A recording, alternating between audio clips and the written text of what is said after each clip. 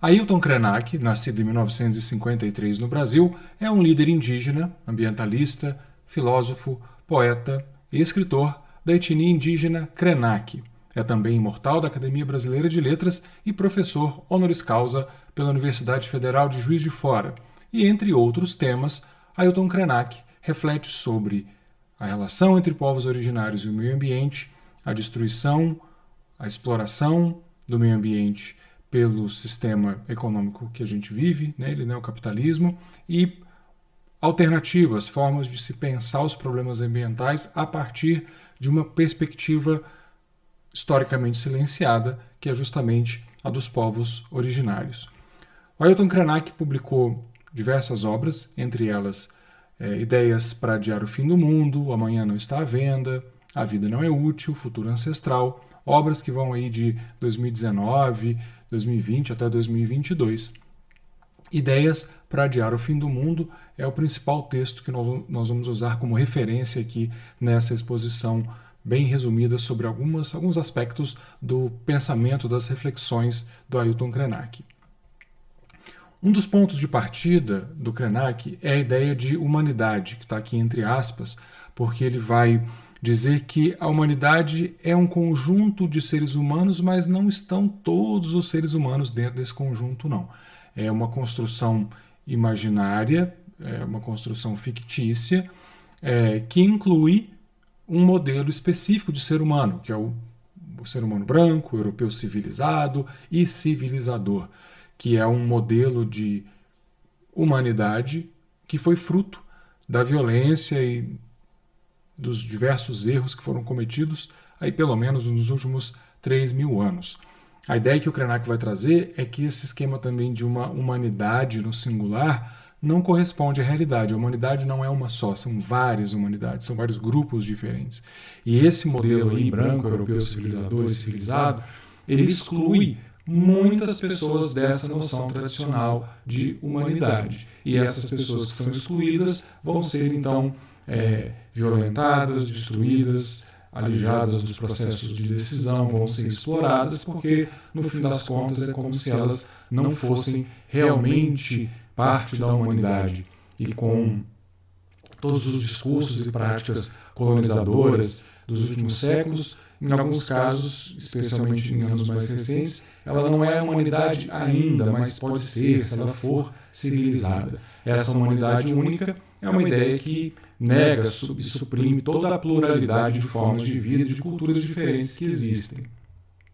Essa noção de humanidade também vai ser contraposta a uma noção de natureza que, por muito tempo, foi fonte de matéria-prima, fonte de recursos a serem explorados. E essa exploração foi se mostrando, especialmente a partir do século XX, insustentável para o próprio modelo de exploração, e aí começa a ser difundida uma ideia de que a natureza precisa ser preservada, que é preciso fazer uma exploração sustentável, ou seja, a exploração continua na equação, ela só precisa ser sustentada por mais tempo pelas corporações, pelos governos, que vão continuar devorando e destruindo, só que de um jeito um pouco mais, talvez, lento, talvez equilibrado, mas não do ponto de vista da natureza, mas dessa exploração do sistema econômico.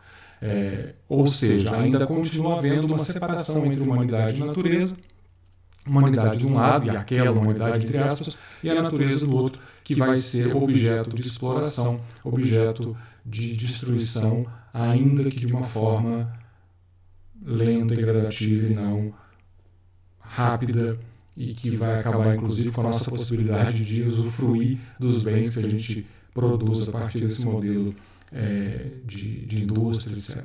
Já para as tradições antigas, o Krenak vai chamar a atenção que não faz sentido nenhum pensar o ser humano fora da natureza. Ser humano e natureza estão conectados intimamente, não dá para pensar a natureza ali, vamos salvar a natureza, vamos proteger a natureza, como se a natureza estivesse ali e a gente estivesse de cá. Estamos completamente não só cercados pela natureza, mas fazemos parte da natureza. Não somos algo separado da natureza, fazemos parte, o ser humano é parte da natureza, então não faz sentido essa dicotomia que é tão comum dentro dessa noção de ser humano moderno, industrializado, civilizador, etc. Os povos que ficam de fora desse conjunto de pessoas, ou desse clube da humanidade, entre aspas, que vão ser as populações não brancas e não civilizadas mundo afora, segundo esse padrão de civilização, são pessoas que vão ser exploradas e vão ser marginalizadas e vão ser jogadas de um lado para o outro, na medida em que isso for interesse do capital, foi interesse das grandes corporações, dos governos, dos sistemas produtivos. Vão sendo deslocados e tirados dos seus lugares de origem, muitas vezes, que são locais que vão ser explorados por mineradoras, por madeireiras, e assim pela pecuária, assim por diante. Só que esse tirar do lugar não é simplesmente deslocar um ser humano do ponto A para o ponto B. Por quê? Os povos ancestrais, eles têm uma conexão muito profunda com o seu local de vida. Então, a sua própria identidade está associada ao seu local de nascimento, seu local de vida. Fora desses locais, essas pessoas vão adoecer, vão ficar completamente perdidas, mas ainda assim são formas de vidas marginalizadas que sobrevivem. E essa resiliência é um dos pontos que o Krenak quer chamar a atenção para a sabedoria dos povos originários. Enquanto isso, o sistema continua tentando integrar as populações indígenas dentro da sua lógica. Então, o que anda acontecendo por exemplo, etnoturismo, em que as pessoas vão visitar aldeias que são preparadas para receber turistas, fazer um consumo quase recreativo de substâncias que são ritualísticas e tradicionais, como a ayahuasca e assim por diante. Isso vai fazendo com que essas aldeias se tornem pontos de geração de receita, né, de milhares, milhões de reais, às vezes, por ano, porque é uma forma de turismo. Assim, a vida na aldeia faz sentido, porque ela está gerando lucro dentro dessa lógica de exploração. Mas não é assim que os povos ancestrais desejam viver, e isso também representa uma contínua ameaça à preservação dessa cultura e dessa diversidade, porque vai se preservando só aquilo que dá para vender, né? Então, não é sustentável, para usar, ironicamente, essa mesma expressão. E, abrindo parênteses, existem povos, por exemplo, de outros continentes, como povos africanos, que também vão defender a mesma ideia de que a preservação da vida, a preservação da natureza é o maior valor que existe. O valor mais significativo não é o lucro, é a vida das pessoas. E para esses povos todos, inclusive os povos sobre os quais o Ailton Krenak está falando, não tem dentro, não tem fora, não tem aqui, nós e ali a natureza. Tudo é natureza. Então, para povos e grupos como caiçaras, quilombolas, indígenas, aborígenes, tudo, né, a galera que é considerada fora do clube da humanidade, né, subhumanidade, tudo está conectado. A Terra é um ser vivo. Também dentro do pensamento africano, né, para citar outros exemplos, os princípios como o Ubuntu, né, que vão defender que a violência que se faz contra a natureza é uma violência contra a gente mesmo. O ser humano não existe sozinho, isolado, ele faz parte de um conjunto, não só com outros seres humanos, mas com a natureza também. O Kama, que é um conceito que dá essa ideia, né, de que está tudo interligado, tudo é interdependente, o ser humano está conectado a todos os seres, o que acontece com todos os seres afeta o ser humano só existe porque existe a natureza.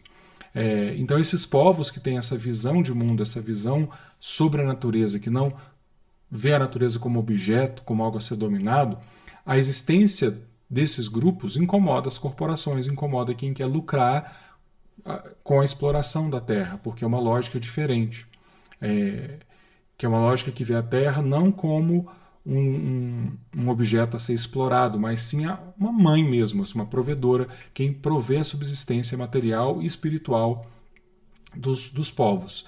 Uma terra vista dessa forma não pode ser explorada como as indústrias fazem, então isso incomoda as grandes corporações e aqueles que são responsáveis por ver a natureza apenas como fonte de matéria-prima. Ainda dentro dessa lógica, o Krenak chama atenção para essa ideia, né, de que estamos todos interligados, somos todos parentes. Elementos da natureza não são vistos como objetos e fenômenos externos só. O Rio Doce, que é chamado de Uatu, né, pelos Krenak, ele é considerado um avô, um antepassado, um ser e não um simples recurso. Então há uma ampliação dos seres que são considerados como seres que precisam ser levados em consideração, que são fontes de conhecimento, fontes de sabedoria, fontes de vida, montanhas, pedras, são consideradas parentes também por diversos outros povos indígenas. Então tem tanto esse movimento de naturalização do ser humano, mas também de humanização dos elementos da natureza. Aqui, né, em Ideias para Adiar o Fim do Mundo, que é o texto que nós estamos usando como referência principal, Krenak vai dizer que a nossa época cria muitas ausências, né, perdas. Não tem sentido viver em sociedade, não tem sentido viver. E aí, sempre que existem povos, eu entro em contato com povos que dão sentido para a vida, que dão sentido, né, e veem prazer em estar vivo, em celebrar, em cantar e dançar, isso gera uma espécie de intolerância, de asco por esse tempo que não sabe lidar com o sentido das coisas, porque esvaziou tudo de sentido. E o mundo estaria cheio desses pequenos grupos que ele está chamando aqui de pequenas constelações de pessoas que estão espalhadas no mundo inteiro, capazes ainda de celebrar a vida, de dançar, de cantar, de fazer chover, etc. Enquanto a maior parte da humanidade, que ele está chamando aqui de humanidade zumbi, não tolera isso, não tolera fruir a vida, não tolera esse sentimento de conexão. E aí vem com essa ideia de fim do mundo, o mundo está acabando, o mundo acabou, vai acabar. E o Krenak chama atenção para o fato de que o mundo, para as populações indígenas, está sempre acabando, e desde que europeus chegaram para dominar e explorar as agora Américas, que o mundo está acabando, mas os povos resistem. E é por isso que o Krenak faz esse convite a: será que o mundo está acabando mesmo? Será que é possível adiar um pouco esse fim do mundo? O mundo, né, já estão dizendo que o mundo acabou tantas vezes e ainda não acabou. O que a gente precisa fazer para adiar o fim do mundo? E aí, adiar o fim do mundo é algo que os povos ancestrais sabem fazer, é uma sabedoria de resiliência que os povos têm, porque estão sobrevivendo a duras penas, mas há séculos de destruição dos seus grupos, dos seus locais de subsistência, mas seguem sobrevivendo.